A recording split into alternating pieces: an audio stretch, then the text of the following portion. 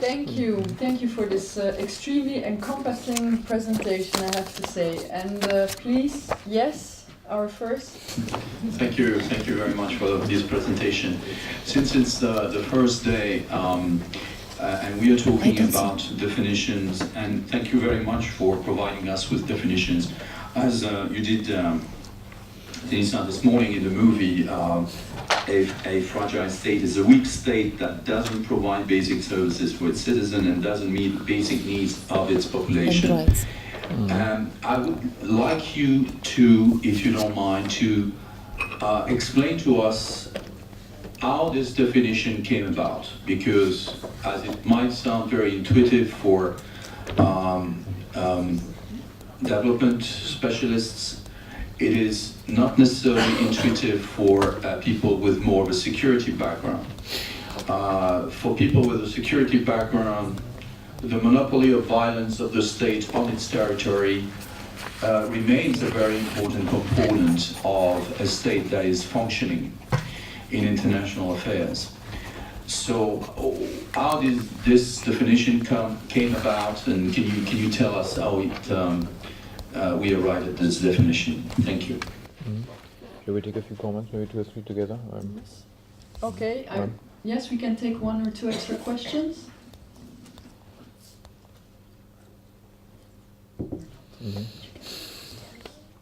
Yeah. You want to come in on the definition? I mean, Denise followed this much more closely. I mean, in your very good own paraphrasing of the current definition from us, I think you have also missed the not just the basic services but basic rights, which also we find and argue very strongly. And I think the few examples, in particular Mali, but you could also more narrowly look at Tunisia more recently, which was a best performer on Millennium Development Goals, had all the attributes. Otherwise also of a secure state, but also imploded quite quickly to an unknown agenda. And this is where sort of I think the more comprehensive analysis does come from. Now the advantage, but maybe Ionete, you say a word or 2 on that, on those 3 pillars of the New Deal, also that it still continues to factor in security quite prominently, but security which allows us to roll out a bit more comprehensive approach to what it takes to not just to be like I just read that the Congolese army has marched back into Goma, I think a few hours ago, but does that resolve the issue? Even though they may sort of temporarily now dominate the violence there, I'm not sure. But this is sort of where then the broad approach would come in from. Indeed, thank you very much. In fact, the very formal definition is the one that you had on the slide, which is the state with a weak capacity to carry out the basic state functions of governing a population and its territory, and that lacks the ability or political will to develop mutually constructive and reinforcing relation with society. So this is the formal definition of the OECD that we are using, but you may look in the literature and other sources have different definitions. Well, they all go in fact to the same issue that I underlined in the little movie, which is that they cannot provide the basic services, they cannot provide the basic needs and the basic rights. And here comes exactly the link with the security, because when you look at the definition of the peace building and state building goals, security means people's security. So the concept of fragility and its link with the peace building rely on a state that is functioning, that it governs, but governs for the interest of the citizens. And this is something that we are looking very attentively, because sometimes, in the past when we say reinforce the state, we are happy to see, there is a structure that functions, but usually this functioned either for an elite or for a minority, or not. It was not an inclusive process.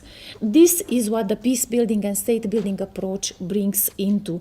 And of course that this is a vision that is achieved through a number of several mechanisms, several modalities. There is no blueprint. There is not a single way of doing things, and there is not a single modality of support. I have mentioned the other elements than the traditional development assistance, but it's sure that at a point in time when the situation it's that the state has collapsed, there is need for external assistance also with regard to other issues with security. But because we come to that, maybe let me insist also on something, and you mentioned very well the issue between the security and development practitioner, because this is exactly why we have done this course, to have everybody together and to understand.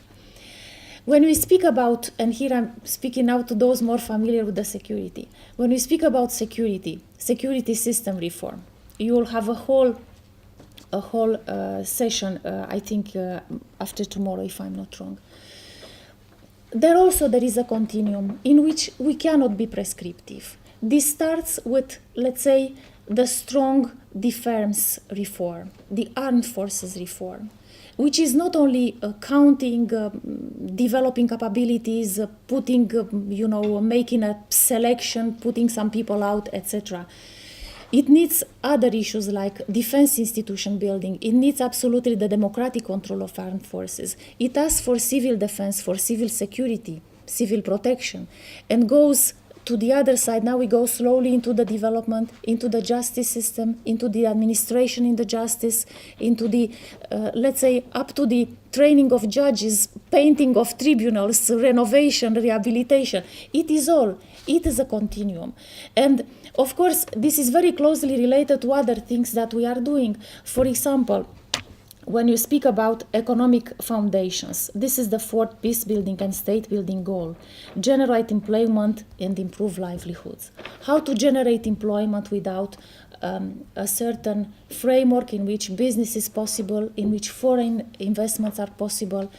These are alternative, non-ODA modalities of assistance.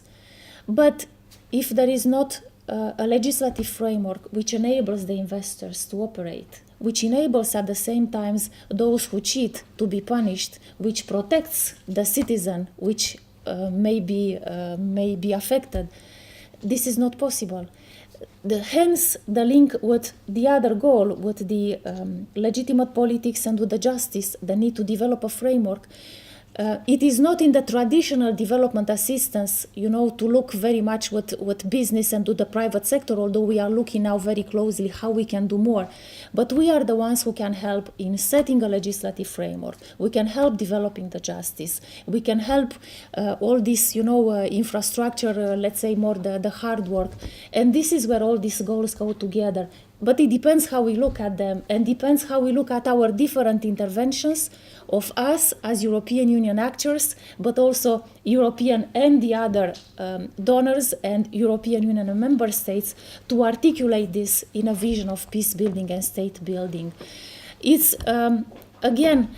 this doesn't mean that we will do other things that, to meter las patas, we will pay the security with the money of the development, but we have to make sure that we are thinking comprehensively and we are doing the things in the sense that it enables the countries to achieve these 5 peace building and state building goals.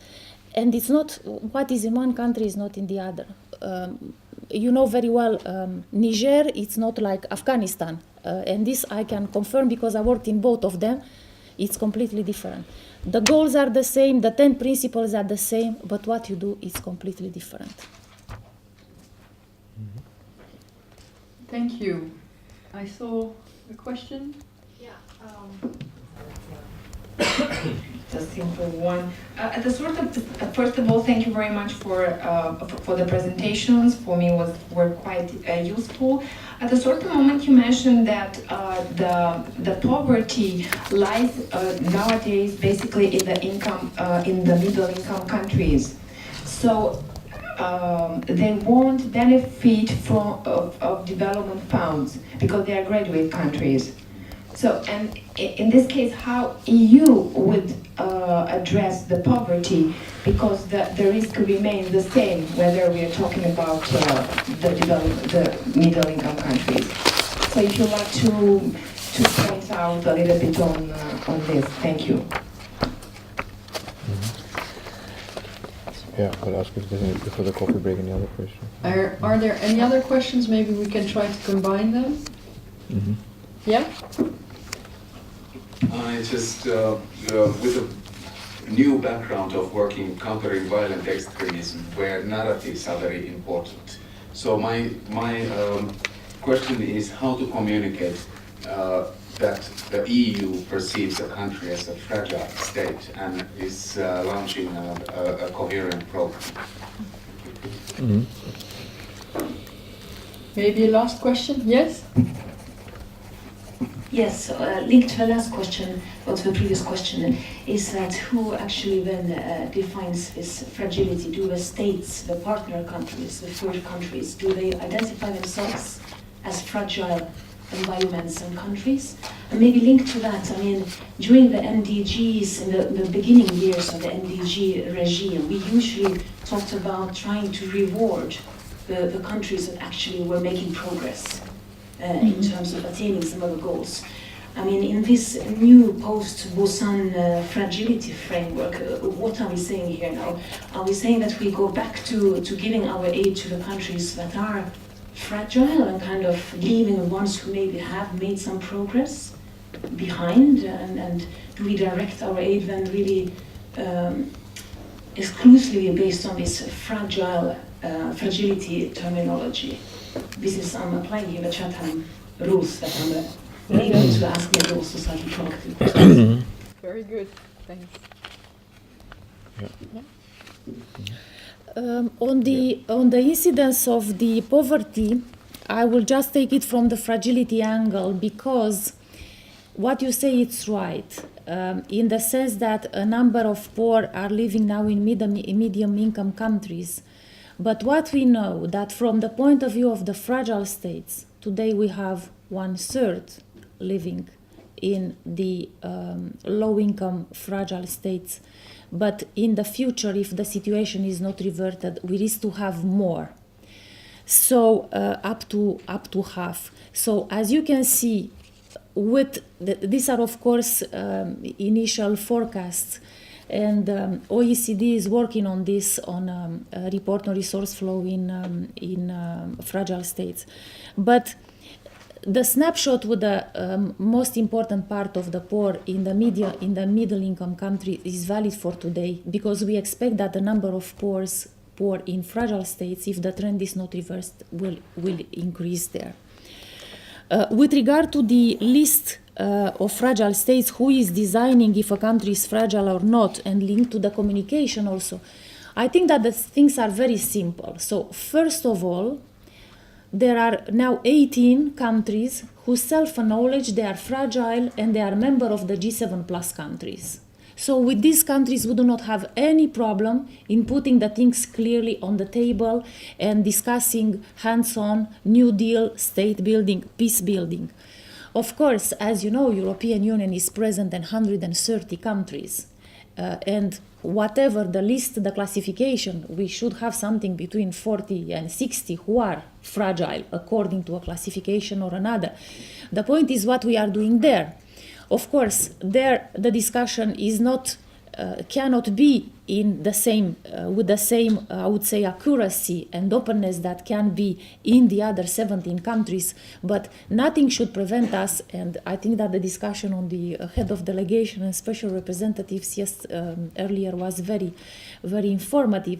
Nothing would prevent us to try to, that European Union and the other development partners on the ground are negotiating with the government and try to emphasize more the issues like governance and state building in their own programs. Then I think that's on the sense of the communication. Yes, communicating outside, I think we have the agenda for change is our main reference, and the agenda for change states very clearly that we will be engaged in, and will emphasize our aid to the countries most in need, in fragile.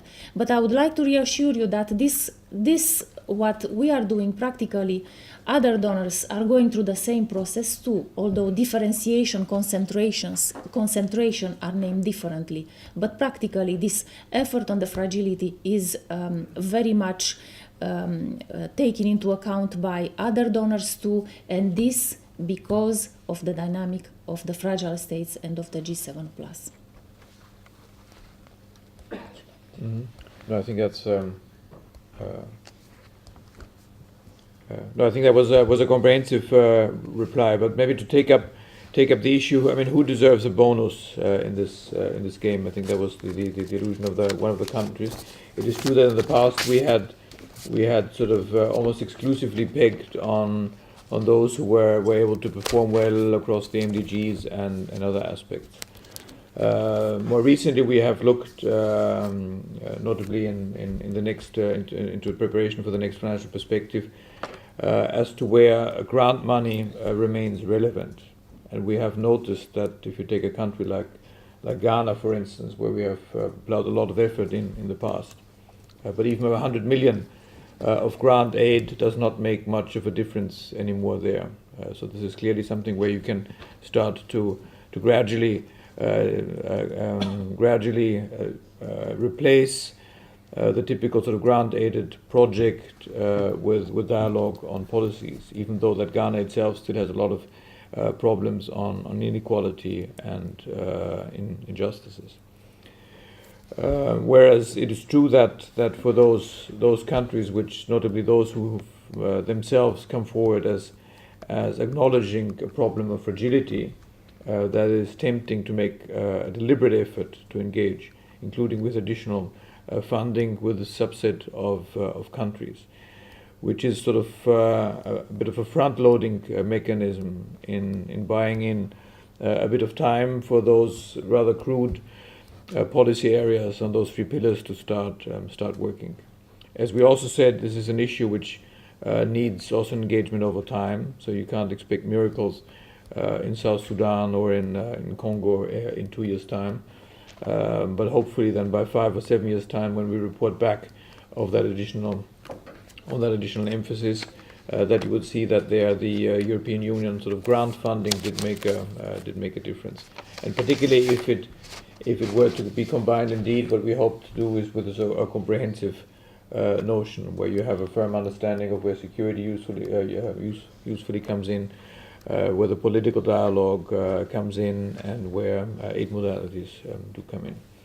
But yes, since the funding is not going upwards but rather downwards, there is a choice to be made, and we had sort of made a deliberate attempt to make sure that we can have a visible focus on the fragility countries and the poorest regions. And as we said, as we combine, this is very often the same subset of countries we're talking about. I think tomorrow and the day after also you will be hearing from ECHO, and they will strongly make the case that sort of 80% of their caseload comes from 20% of the poorest people. So if you were to address in many of the countries in Sahel the 20% of poorest segments, you would at the same time address what happens to end up with 80% of the humanitarian caseload and crisis, where year after year we need to mobilize additional funding. Voilà. Anyway, I think I would also stop here, thanking Sofie for that hour. If I see correctly from the program, but you're the master of coffee and ceremony here. Is that right? So. Thank you very much. First of all, I would like to thank our two excellent speakers, Marcus and Denisa, and a big applause for delivering extra insight and very important and valuable insight on the concepts of development, fragility, and fragile states. For those people with a security background, of course, this may be completely or partly new. For the people that are coming from the DEVCO, of course, this is a good refreshment, if I can put it as such. The New Deal, as it has been described, will be used in one of the case studies that we will do on Thursday, the Afghanistan case study. And from my personal understanding anyway, the key message I think would be that to understand that development and security are both complementary to one another and necessary to achieve sustainable results in any fragile states, be it through CSDP action complemented with development actions.